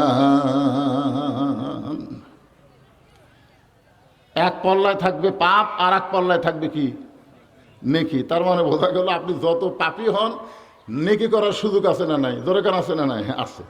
দুটার ওজন করে যদি ফামাইয়া আমাল মিসকালা জাররাতিন খায়রান ইয়ারা আমাইয়া আমাল মিসকালা জাররাতিন শাররান ইয়ারা। আল্লাহ বলতেছেন ইয়ারা মানে তোমাকে দেখানো হবে। এক জাররা পরিমাণ, এক জাররা মানে একটা সরষার দানা 80 টুকরা করলে যেরকম খালি চোখে দেখা যায় না, এরকম এক জাররা পরিমাণ পাপের চাইতে নেকি যদি বেশি হয় আল্লাহ আপনাকে জান্নাত দিয়ে দিবে। আবার এক জাররা পরিমাণ নেকির চাইতে পাপ যদি বেশি হয় মিজানের ওজনে, তাহলে আল্লাহ আপনাকে আবার জাহান্নাম দিয়ে দিবে। এগুলা আল্লাহ অনসাক্ষাতে করবে না, আপনার সামনেই সরাসরি আপনাকে দেখায়া দিবে, দেখায়া দিবে। আপনার আমলের মধ্যে দেখেন সিমেন্ট, রড, ইটে, পাপের পল্লা। তখন আল্লাহ আমি জীবনে মেম্বর দাঁড়াইনি, চেয়ারম্যান দাঁড়াইনি, কিন্তু আমার এই পাপের পল্লা রড সিমেন্ট ইটে দেখা যায়। এইগুলো চুরি করা, এইগুলো তুই চুরি কর না। আল্লাহ আল্লাহ শপথ আমি চুরি করিনি। তুই যাক ভোট দিছিস তাই যে চুরি করছে, তুই যাক ভোট মারছিস সেই যে চুরি করছে। উই যত অন্যায় করছে অন্যায়ের একটা অংশ তোর পাপের পাল্লা দেখ, কাক দেওয়া লাগবি আর কাক দিছি দেখ, এখন দেখ। কি সিল মারো ভাই, সিল মারো, জাগা মতে সিল মারো। একটু মনোযোগ দিয়ে শুনবেন। এক জাররা পরিমাণ সেটা আপনার অনসাক্ষাতে আল্লাহ বিচার করবে না। আল্লাহর বিচার হলো আসামির সামনে। কি মনোযোগ দিয়ে শুনতেছেন? তাহলে কি হলো, সামর্থ্যবান লোকের জন্য হজ জীবনে কয়বার? আরো জোরে। এ বারবার যারা করতেছে, বারবার যারা করতেছে, এরা বারবার হজ না করে একবার হজ করে আশেপাশের কোনো এতিম, অনাথ, অসহায়, বিধবা, গরিব মিসকিনকে যদি ওই টাকা দিয়ে স্বাবলম্বী করে দিবার পারে, হজের চাইতেও 1 কোটি গুণ বেশি সওয়াব আল্লাহ তাকে দান করে দেবে হজের চাইতে। যারা হজের মুআল্লিম চেনেন আপনারা, ওরা প্রতি বছর হাজি করে লিয়া যায়, তো ওরা হেরেমের মধ্যে নামাজই পড়ে না। আর আমরা যারা জীবনে একবার যাই তারা চিন্তা করি কেরে, যেখানে 1 রাকাত নামাজ পড়লে 1 লক্ষ রাকাত নামাজের সওয়াব, সেটা জীবন যাবে যাবে, কিন্তু হেরেম ছাড়া নামাজ পড়বো না। জোরে কোন কথা ঠিক কিনা? আর আসবার পারবো কি পারবো না? জীবনে কয়বার? একবার। আর যারা বারবার যায়, বারবার কাবা দেখে দেখে ওরা মনে করে মামুর বাড়ি। হ্যাঁ, বারবার যাচ্ছে, কাবা দেখতেছে, রাসূলের রওজা দেখতেছে। এই জন্যে আল্লাহর কথার মধ্যে হেকমত আছে না নাই? জোরে কোন আছে না নাই? তাহলে এখানে লম্বা খুঁটি, ইমানের খুঁটি ছাড়ারও 4টা খুঁটির কথা বললাম। তার মধ্যে ইমানের পরে যেই খুঁটিটা না থাকলে আপনার ইমানই থাকবে না, সেই খুঁটিটার নামই হলো নামাজ। এখন আপনাদের কাছে আমার প্রশ্ন হলো, কোন লোক নামাজ পড়ে না রোজা রাখে, নামাজ পড়ে না রোজা রাখে, তার রেজাল্ট কি? আরে ভাই, রোজার আগের দিনের মাহফিল রে, একটু মনোযোগ দিয়ে শোনেন, একটু সবাই মনোযোগ। নামাজ পড়ে না কিন্তু রোজা রাখে, আর রোজার একটা রেজাল্ট নাই। কি রেজাল্ট কোন? তো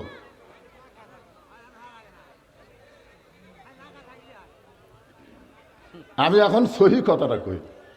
সহি কথা হলো লা সালাতা লা ইমানা, যার নামাজ নাই তার ইমানই নেই। তো নামাজ নাই, ইমান নাই। ইমান যদি না থাকে তার রোজা থেকে কোনো লাভ আছে? এই ধরে কারণ যাই নামাজ আদায় করলো না, 5 ওয়াক্ত নামাজ আদায় করলো না, কিন্তু রোজা থাকলো, তার কি রোজা রাখা কোনো লাভ হবে? খামাখা। আল্লাহ রাসূল বলেছেন বাইনাল আবদি ওয়াল কুফরি তরকুস সালাত, বান্দার কাফেরের মতো পৃথক করার জিনিসটার নামই হলো নামাজ। যে নামাজ পড়বে সে হবে আল্লাহর বান্দা, আর যে নামাজ পড়বে না সে হলো কাফের। তাহলে বেনামাজি রোজাদার, আমি যেই বলবো বেনামাজি রোজাদার, আপনার বলবেন কাফের। এটা কি আমার কথা না রাসূলের কথা? তা আল্লাহ নবীর কথার সাথে আপনারা একমত না দ্বিমত? তাহলে বেনামাজি রোজাদার একটা লোক যদি সারা জীবন রোজা না রাখে তাকে কাফের বলা যাবে না। একটা লোক যদি সারা জীবন হজ না করে তাকে কাফের বলা যাবে না। একটা লোক যদি সারা জীবন যাকাত না দেয় তাকে কাফের বলা যাবে না। কিন্তু একটা লোক মান তারাকা সালাতু মুতাম্মিদান ফাকাত কাফারা, ইচ্ছা করে একটা ওয়াক্ত নামাজ যারা বাদ দিবে তারা অবশ্যই কাফের হয়ে যাবে। তাহলে ইমানের পরে এক নম্বর যেই খুঁটিটা দরকার তার নাম কি? এ অন্যদিকে চাওয়াচাই করেন কেন? নামাজ পড়বেন না? আপনার নামাজ পড়বেন না?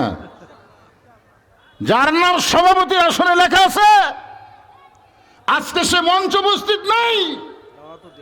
আমি বললাম যে আগামী কাল থেকে রোজা হবে, আমার ভাই ভয়ে বলতেছে গ্যারান্টি নাই। কি বুঝতেছেন? এরই নাম হলো তাকওয়া, এরই নাম হলো মুত্তাকি। এখান থেকে উঠে যাওয়ার মতন শক্তি আমাদের নাই। কথা কন না কেন? হিম্মতে একজন বলেন না যে হুজুর আমার বাড়ি এই যে সবচাইতে নিকটে দেখা যাচ্ছে, হুজুর আমি এখান থেকে বাড়ি যাওয়ার পারবই, দেখি সিনা টান করে বলেন তো। তাহলে এইটুকু কথা বলার অধিকার সাহস যদি আমাদের না থাকে তাহলে হক কথা সত্য কথা বলার সময় জবান বন্ধ রাখা যাবে না। যারা মাগরিবের নামাজ পড়েন নাই, এশার নামাজ পড়েন নাই, ওয়াজে বসছেন, ওয়াজ শুনতেছেন, আপনি যে ফজর পর্যন্ত বাঁচবেন তার কোনো গ্যারান্টি নাই, তার কোনো গ্যারান্টি নাই। তাহলে এই মুহূর্তে নিয়ত করব আমরা, আগামীকাল রমজানের চাঁদ উঠবে, এই মুহূর্তে আমরা নিয়ত করব ইন্নামাল আমালু বিন্নিয়ত। নিয়তের উপরে আল্লাহ তার রেজাল্ট দিয়ে দেয়। আমরা সকলে নিয়ত করব ফজর থেকে, আগামী ফজর থেকে বাকি জীবনে একটা ওয়াক্ত নামাজ বাদ দিব। সবাই বলতেছে না? যদি খালি এই নিয়ত করতে পারেন যে ফজর থেকে আর একটা নামাজ বাদ দেব না, আল্লাহ বলে তুই যত নামাজ পড়ার গুনাহ হয়েছে, না পড়ার গুনাহ হয়েছে, আমি আল্লাহ নিয়ত করার সাথে সাথে সব মাফ করে দিলাম। তাহলে এই নিয়ত কি করা যায় না ভাই? খালি এই নিয়তটা করেন, দেখবেন রমজানের রোজা আপনার কাছে কত ভালো লাগে। নামাজ বাদ দিয়ে যারা রোজা রাখে, এরা রোজা রাখে ঠিক কিন্তু মজা পায় না। কারণ রোজা অবস্থায় যখন রুকু সেজদা করবেন, আপনি যখন সেহরি খাওয়ার পরে ফজরের নামাজ আদায় করবেন, জোহরের নামাজ আদায় করবেন, আসরের নামাজ আদায় করবেন, ইফতারি করার পরে মাগরিবের নামাজ আদায় করবেন, এশার নামাজ আদায় করার পরে তারাবি পড়ে আপনি বেতের পড়ে যখন বাড়িতে এসে আবার সেহরি খাওয়ার নিয়তে আপনি ঘুম দিবেন, আপনি বিশ্বাস করেন আপনার জীবনটা এই রমজান মাসের পুরা জীবনটাই রহমত মাগফিরাত নাজাত দিয়ে আল্লাহ পরিপূর্ণ করে দিবে। তাহলে এখন এক নম্বর কি? নামাজ। জোরে বলে এক নম্বর কি? এই নামাজ। এই নামাজ আমার মতন বক্তা প্রায় 40 বছর 42 বছর ধরে করতেছে এই নামাজের ওয়াজ। এই নামাজের ওয়াজ আল্লামা সাইদি হুজুর 50 বছর নামাজের ওয়াজ করলো। এই বাংলাদেশের বহু বক্তা নামাজের ওয়াজ করে করে মরে গেল। এখন পর্যন্ত আমাদের বাংলাদেশের মুসলমান দাবি করলো কিন্তু নামাজই হলো না। আপনারা বলেন তো, মুসলমান দাবি করলো কিন্তু নামাজি না হওয়ার পিছনে কারণ কি? কি কারণ? আর তো আর ভোট নাই সামনে, কি আবার ভোট আছে নাকি?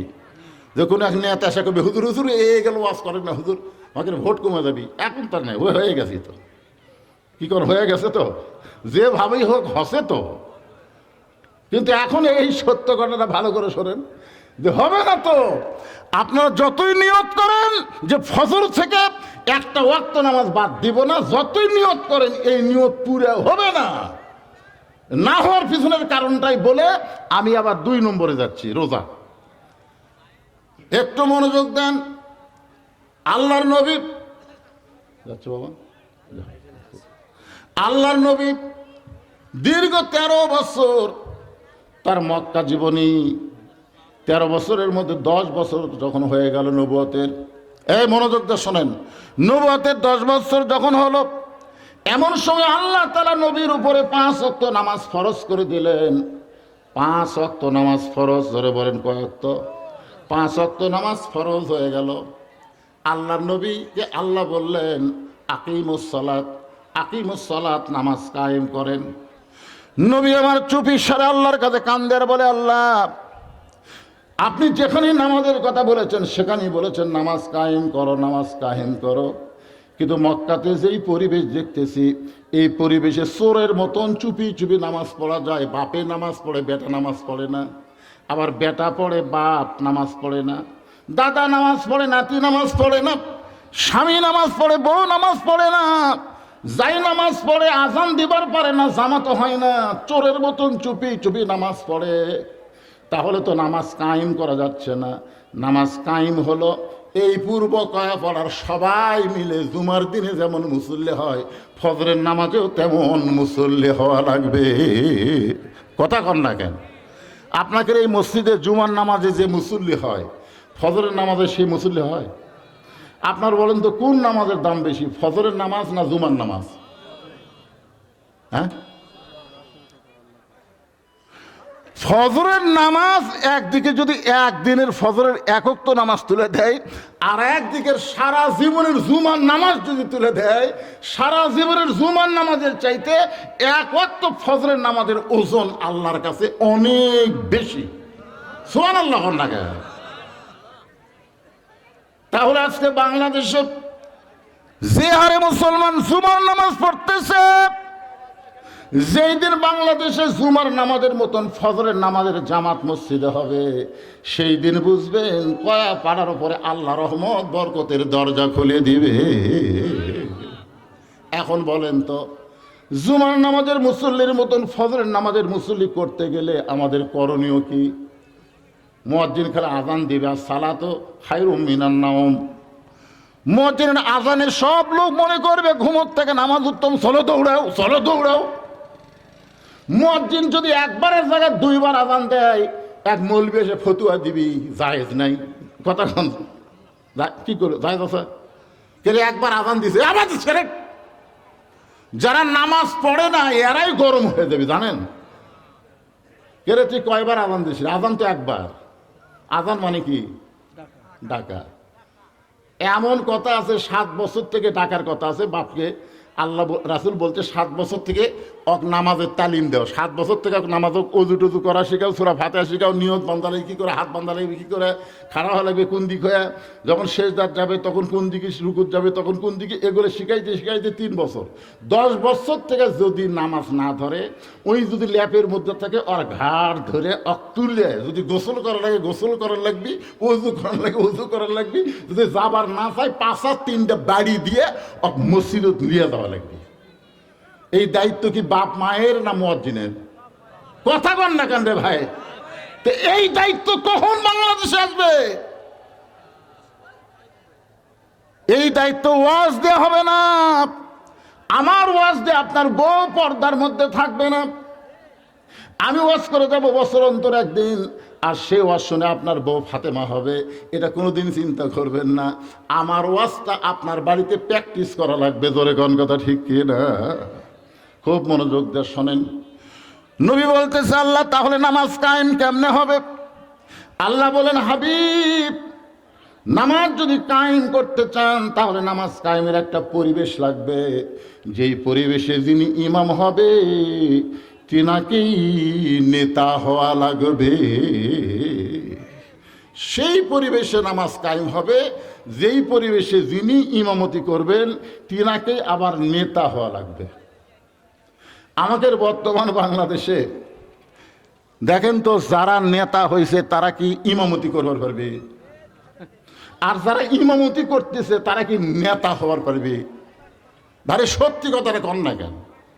যারা ফরেজ ভাই কিন্তু ইমামতি করে পারবে, ওই মেম্বরি করে পারবে।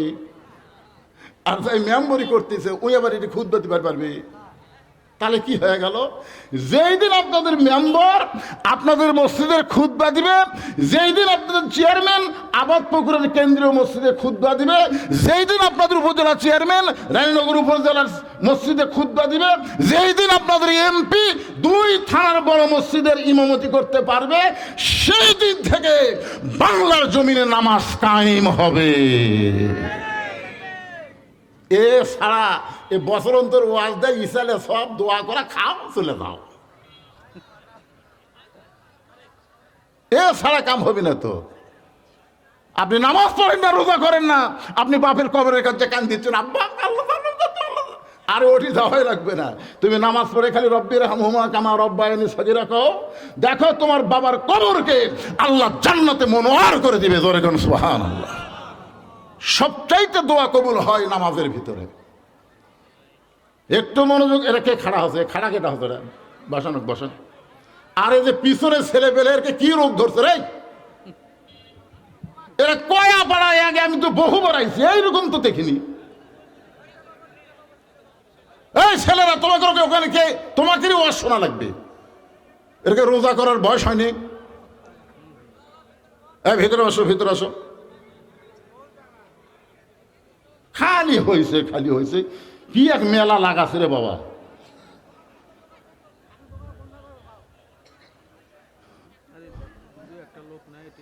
এই ছেলেবেলা যারা বাইরে ঘুরতেছে, ওয়াজ শুনবা, না শুনলে এলাকার রাস্তাঘাটে একেবারে মুখ বন্ধ করে দাঁড়া থাকা, অসুবিধা নেই। কারণ সব ডিম মুরগির তলে থাকে না। দিছে 12টা, বাচ্চা হচ্ছে 11টা। চিন্তা করতেছে আমার এই ডিমের দোষ কিরে, 12টা দিলাম 11টা হলো। এক বুদ্ধিজীবীর কাছে বলতেছে, কে রে ভাই 12 ডিম দিলাম, 11টার বাচ্চা হলো, একটাতে হলো না। একটা কেন হয়নি জানিস? ওই মুরগির তলে থাকেনি রে, ওই খালি সাইড মারছে, ওই ডিম খালি সাইড মারছে। তো সাইড মারার কারণে তো উষুম পাইনি, উষুম না বলে বাচ্চা হবে। তো তারা বারা যারা ফেরা হলো ওই সাইড মারা। এরা খালি তবারক খাবি, এই তবারক খাওয়ার ধান্দা, সাইড মারা, কাঁজিয়া ডিম সব। বাচ্চা যদি ইমান যদি রাখবার চাও, জীবনের শেষ ওয়াজ মনে করে, জীবনের শেষ, আর হয়তো জীবনে ওয়াজ শোনা যাবে না, সে হায়াত আমাদের নাই। আগামীকাল রোজার চাঁদ উঠতে একটু মনটা ফ্রেশ করে আল্লাহর হস্তে জান্নাতের বাগানে বসে যাও ভাইজান। একটু মনোযোগ দিয়ে শুনবেন। তাহলে নামাজ যদি আমরা সবাই কায়েম করতে চাই, জামাতে যদি নামাজ আদায় করতে চাই, তাহলে আমাদের সিস্টেমটা হলো, যিনি মসজিদের খতিব হবেন তিনি সমাজের নেতা হওয়া লাগবে। এখন ফরেজ ভাই দিয়ে বুঝাচ্ছি, আমার মহব্বতের লোক, মনে করেন ও হচ্ছে মসজিদের খতিব। মাস গেলে মুতোয়াল্লির দিকে খেয়াল করা লাগে। মসজিদের মুতোয়াল্লি আছে না নাই? মুতোয়াল্লির দিকে খেয়াল কেন করে?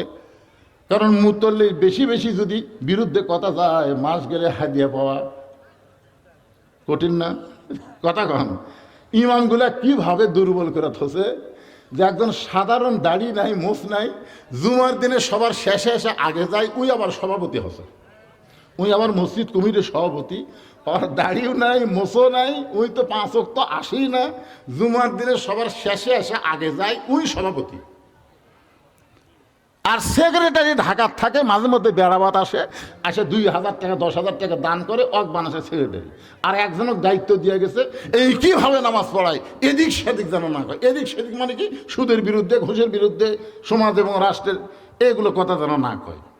তো এইরকম চাপে থুয়ে আগামী রমজান আমরা কিভাবে আদায় করব? এখানে বলা হয়েছে সিয়াম। সিয়াম শব্দের অর্থই আমরা অনেকে জানি না, আমরা বলি রোজা। আমরা বলি রোজা, আসলে কোরআনের কোনো জায়গায় রোজা শব্দ নাই। কোরআনের জায়গায় বলেছে আল্লাহ সিয়াম বলেছেন, কুতিবা আলাইকুমুস সিয়াম কামা কুতিবা আলাল্লাযীনা মিন ক্বাবলিকুম লাআল্লাকুম তাত্তাকুন। আসেন এখন মনোযোগ দিয়ে শোনেন, আওয়াজটা আমি শুরু করে দেই। এই যে আমি নামাজের কথা এতক্ষণ ধরে বললাম, যেই নামাজের কথা বলতেছি, এই নামাজটা মানুষ আল্লাহর জন্য পড়ে, আবার মানুষকে দেখানোর জন্য নামাজ পড়ে। এতক্ষণ ধরে যে নামাজের কথা বললাম, এই নামাজটা মানুষ কার জন্য পড়ে? কথা কয় না। আল্লাহ কোরআনে বলেছেন, ইন্না সালাতি ওয়া নুসুকি ওয়া মাহইয়ায়া ওয়া মামাতি লিল্লাহি রাব্বিল আলামিন। আল্লাহু আকবার। নামাজ কার জন্যে? এই আয়াতটা শোনার পর বুঝলেন না নামাজ শুধুমাত্র কার জন্যে? আমরা নামাজ আদায় করব কার জন্যে? আমার জন্যে না আল্লাহর জন্যে? দেখছেন, কাজ করি আমরা আর ফল পাই কে? দেখছেন, আমরা পড়ি নামাজ আর আল্লাহ। আল্লাহ কত বড় কথা বলেছেন, নিশ্চয় আমার জন্যে নামাজ। আমরা আল্লাহর জন্যেও নামাজ পড়ি, কিন্তু আমরা যদি আল্লাহর জন্যই নামাজ পড়ি তাহলে আল্লাহ কেন বললেন ফাওয়াইলুল লিল মুসাল্লিন? আচ্ছা, নামাজ তো আল্লাহর জন্যই, তো আল্লাহর জন্যই তো আমরা নামাজ পড়ি, তা আল্লাহ কেন বললেন ফাওয়াইলুল লিল মুসাল্লিন? এরা নামাজি না, এরা নামাজের নামে ঠাট্টাকারী। কেন বললেন? তার মানে বোঝা গেল যেইভাবে নামাজ পড়া লাগবে সেইভাবে আমরা নামাজ পড়তেছি না। আল্লাহ কয় নামাজের জোরে ফায়েশাকা যাবে দূরে, পাক কোরআনে রয়েছে ঘোষণা। এখন আকাম কুকাম নামাজ রোজা একসাথে বান্ধিয়া বোঝা, জাহান্নামে দিয়াছ রওয়ানা।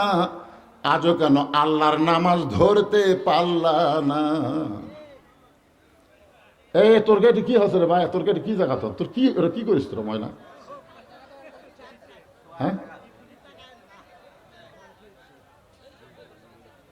এই এরা কি মাইক এলা নাকি? তোরা নিজেরাই তো নামাজ পড়িস নি, মাইক এরকম ভম ভম করছিস এই জন্যই। শোনেন, এই যে আল্লাহ কোরআনে বলতেছেন ইন্না সালাতা তানহা আনিল ফাহশাই ওয়াল মুনকার, নামাজ আল্লাহর জন্য। সে নামাজ আল্লাহর জন্য পড়ে মানুষ কি করে? জমির আল ঠেলে। আল ঠেলা মানুষ আছে না নাই? আল ঠেলা মানুষ আছে না নাই? এখন আসরের নামাজ পড়ে জমির ধান দেখতে পারে গেছে, যায় দেখে উপর জমির পানি চলমল করতেছে, নিচে আর জমির পানি নাই। চিন্তা করতে থেকে রে উপরে এত পানি, আমার ডাক নাই, কি করি? চারিদিকে এরকম তাকা দেখে কেউ নেই, আশেপাশে কেউ নাই। আস্তে করে বসে বিসমিল্লাহ করে জমির আল কাটছে। আল কাটা ওই পানি দিয়ে হাত ধসে, ধুয়ে আবার চারিদিকে দাঁড়ায় চারিদিকে দেখে বলতেছে কেউ দেখেনি, আলহামদুলিল্লাহ কেউ দেখেনি। আপনারা কি মনে করতেছেন আল্লাহর জন্য নামাজ পড়ছে? আপনারা বলেন তো, জুমার দিনের নামাজের ফরজ কি? এই জুমার দিনে যে আমরা জুমার নামাজ পড়ি, এই জুমার দিনের জুমার নামাজের ফরজ কি? জুমার দিনে যে আমরা নামাজ পড়ি না জুমার নামাজ, এই জুমার নামাজের ফরজ কি জানেন না? জুমার নামাজের 1 নম্বর ফরজ হলো ইযা নুদিয়া লিস-সালাতি মিন ইয়াউমিল জুমআ ফাসাউ ইলা যিকরিল্লাহ। জুমার নামাজের 1 নম্বর ফরজ হলো আযান দেওয়ার সঙ্গে সঙ্গে মসজিদের দিকে দৌড়ে দৌড়ে আসা। হুকুম কার? আপনারা বলেন তো, আল্লাহর হুকুম পালন করা সুন্নত না নফল? একেবারে আল্লাহর হুকুম সুন্নত না নফল? একবারে জোরে করেন কি? তাহলে জুমার নামাজের আযান দেওয়ার সাথে সাথে মসজিদে আসা হলো আল্লাহর হুকুম। আর আপনারা কখন আসেন? তার মানে বোঝা গেল আপনার নামাজ পড়েন ঠিকই, কিন্তু আল্লাহর জন্য পড়েন না। নামাজ না পড়লে এলাকার মানুষ কি বলবে? এই জন্যই যায়, দাড়ি মোজ পাকে যাচ্ছে, না গেলে কি আর হয়? সামনে নির্বাচন, একটু নামাজ না ধরলে জনগণের ভোট কেমনে চাই? 2007 সালে আমার একটা ওয়াজ আছে, আমার এলাকার এক নেতা এক আসরের নামাজই 4 বার পড়িছে। যেটি 10 জন দেখে সেখানে বলে আগে নামাজ তারপরে ভোট, নামাজের আগে ভোট চাবো না। এভাবে যেখানে দেখছে সেখানে পড়ে চামচা বলছে নেতা আজকে কিন্তু আসরই 4 বার হলো, ভোটের আগে হোক অসুবিধা নেই। আপনারা বলেন তো, এই নামাজ কি আল্লাহর জন্যে? তাহলে আল্লাহ কেন বললেন ফাওয়াইলুল লিল মুসাল্লিন? নামাজ মানুষ আল্লাহর জন্যও পড়ে, আবার মানুষকে দেখানোর জন্যও নামাজ পড়ে। তাহলে 1 নম্বর ইমানের পরে যে খুঁটির কথা বললাম, সেই খুঁটির মধ্যে আমাদের ভেজাল আছে। ধরে কোন কি আছে? আমাদের জন্য ভেজাল আছে। আমি অন্য কারোর জন্য বলতেছি না। যে দেশে কোরআনের ওয়াজ হয়, কোরআনের রাষ্ট্র হয় না, সেই দেশে নামাজের মধ্যে ভেজাল আছে। সবাই এক ব্যক্তি কোন আছে না নাই? কি জন্য ভেজাল? যেই দেশে কোরআনের ওয়াজ হয় কিন্তু কোরআনের সমাজ কায়েম হয় না, সেই দেশে নামাজ আল্লাহর জন্য পড়লেও সেই নামাজের মধ্যে ভেজাল আছে। কারণ জামাই বাড়ির নামাজ পড়ে না, শ্বশুর নামাজ পড়ে। এখন শ্বশুরের বাড়িতে বেড়াবার গেছে, এখন শ্বশুরের ভয়ে মসজিদে যায়। এরকম 2-4টা জামাই আছে না নাই? যেখানে আছে না নাই? তাহলে বোঝা গেল আপনারা এতক্ষণ ধরে কি বুঝলেন? নামাজ মানুষ আল্লাহর জন্যও পড়ে, আবার মানুষকে দেখানোর জন্যও নামাজ পড়ে। এখন আমি বলতেছি 2 নম্বর, সামর্থ্যবানের জন্য যে জাকাত, এই যে শোনেন, এই যে জাকাত দেওয়া, এই জাকাত দেওয়া কিন্তু আপনি ইচ্ছা মতো দিলে হবে না। সামর্থ্যবান লোকের জন্য শতকরা কয় টাকা? এরা আপনারা জানেন না রে ভাই? কেন যেখানে নামাজের কথা আছে সেখানে জাকাতের কথা আছে না নাই? আকিমুস সালাত ওয়া আতুজ যাকাত। দেখেন, নামাজ আর জাকাত আল্লাহ একসাথে দিছে। সেই জাকাতের